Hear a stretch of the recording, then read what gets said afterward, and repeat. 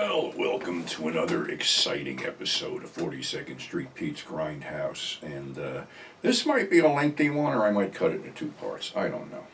Because I bought this book back in, let's see, the book came out in 1967, so I either picked this up in 1968 or 69, because on my frequent trips to New York back then, there was a bookstore in Port Authority. Yeah, there was a bunch of stores in Port Authority, like a little mini mall until it got decrepit.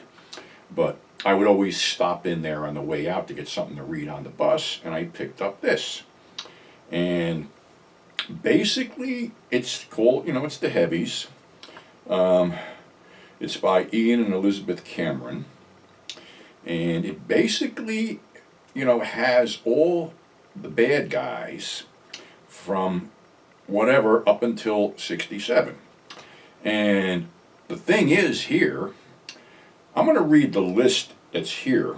And some bad guys actually became Oscar winners, superstars, whatever. So let me just start from the top with Rodolfo Acosta, who was one of the Mexican heavies back in the day after Anthony Quinn graduated to better stuff and Pedro Armenez Jr. was doing A things. Never got to be the huge star, but was always a presence in Westerns. Wesley Addy, don't really know too much about him. Claude Atkins, now here's a guy who started out as a heavy and wound up as a beloved TV star, BJ and the Bear, moving on, things like that. Corey Allen, don't know much about him. Pedro Armendariz, that must be the father. He was a big Mexican actor. I think at the Three Godfathers and things like that. Really don't know that much about him either. Ed Begley goes from a bad guy to a major character. William Bendix is another guy. He could be heroic, like playing soldiers in World War II, or be a complete scumbag like in Crash Out. So he was pretty prolific.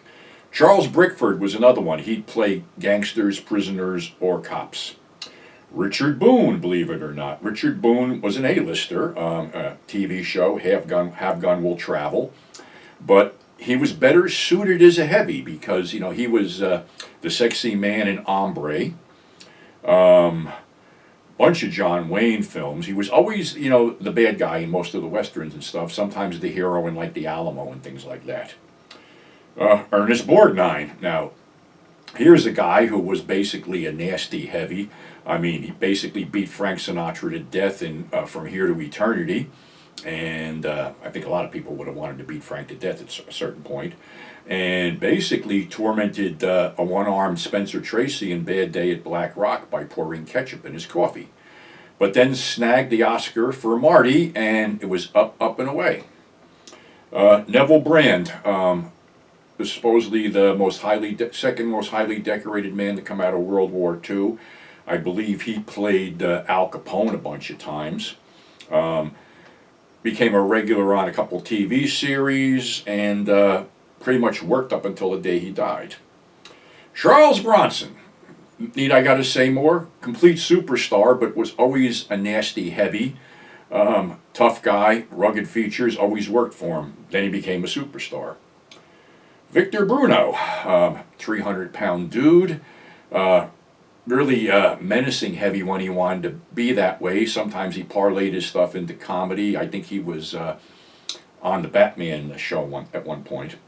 Raymond Burr, who was a heavy and then all of a sudden became Perry Mason.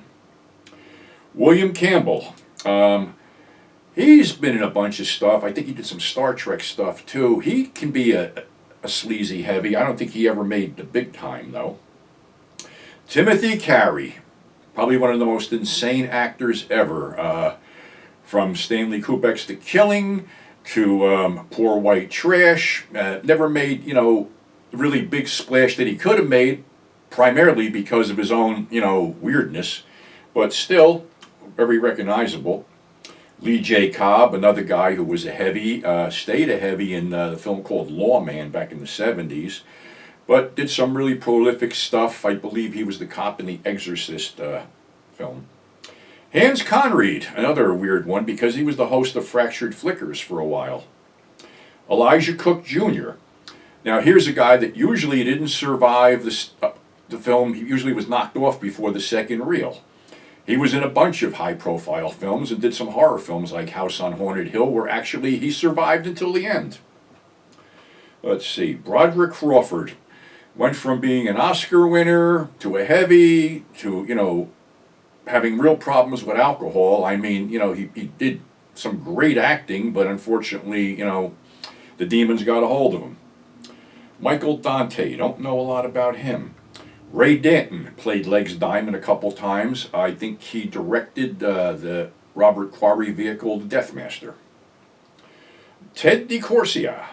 Now here's a guy I just started wrapping my head around because Ted isn't a familiar face, but he has been in so much stuff and has played so many different roles, and I'm going to go into depth on him in a later episode. But he's done everything from a mafia don to a mob informer to an outlaw leader to a pirate to a Mexican bandit, yada yada. So, like I said, I'm definitely going to get more involved with his stuff. John Denner, who was one of these slick poker playing type guys. Richard Devon, who did a lot of AIP stuff in the early days, like Battle of Bloody Beach, The Undead, a bunch of stuff like that. Also did some high-profile stuff, like he was a gangster in Magnum Force. Paul Dubo, another guy who stayed with some AIP stuff, like The She Creature, Day the World Ended, and Voodoo Woman, but was a pretty much a heavy in the Sam Fuller days, and played Alvin Karpis in Ma Barker's Killer Brood. Jack Elam, another guy who basically started out as a heavy, had some comedic talents discovered by not only Clint Walker but Burt Kennedy, did a couple TV shows, and was a lot of fun to watch. Robert Emhart, pretty big dude, heavy guy, usually played crime bosses. Peter Falk, who played scumbags and junkies but eventually became Columbo. Ned Glass, don't know too much about him. Leo Gordon, here's another anomaly. A big, tough guy who actually did time after robbing a bar, was shot during the robbery. Had a fight with John Wayne on Hondo because John Wayne told him once he gets shot he should fall backwards, and he goes, I was shot in the gut, I fell forwards, and he pulled up his shirt to show Wayne the wound. Little known fact about Gordon was he was a prolific screenwriter and wrote the screenplays for Attack of the Giant Leeches, The Wasp Woman, and others. Let's see. Frank Gorshin, who started out as a heavy, was in the AIP film Invasion of the Sorcerermen and became the beloved character the Riddler on TV's Batman. James Gregory, another tough guy who found a home on Barney Miller as Inspector Luger. John Ireland, another guy who stayed around for a long time playing heavies and sometimes lead roles. Richard Jekyll, another one of my favorites. This guy could play just about anything.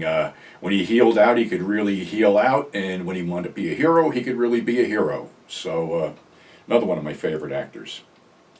Henry Jones, another guy, little sleazy, conniving guy, but he had some comedic talents which came to life in Support Your Local Sheriff and Support Your Local Gunfighter. Victor Jury was another heavy. I don't really believe that he ever broke out of that mold. Brian Keith started out as a heavy. He was in Hevero and a couple other ones, but he did The Westerner, the Sam Peckinpah written and directed TV series, and also what the hell was the other one? Family Affair. That was all pablum, but anyway, that was Brian Keith.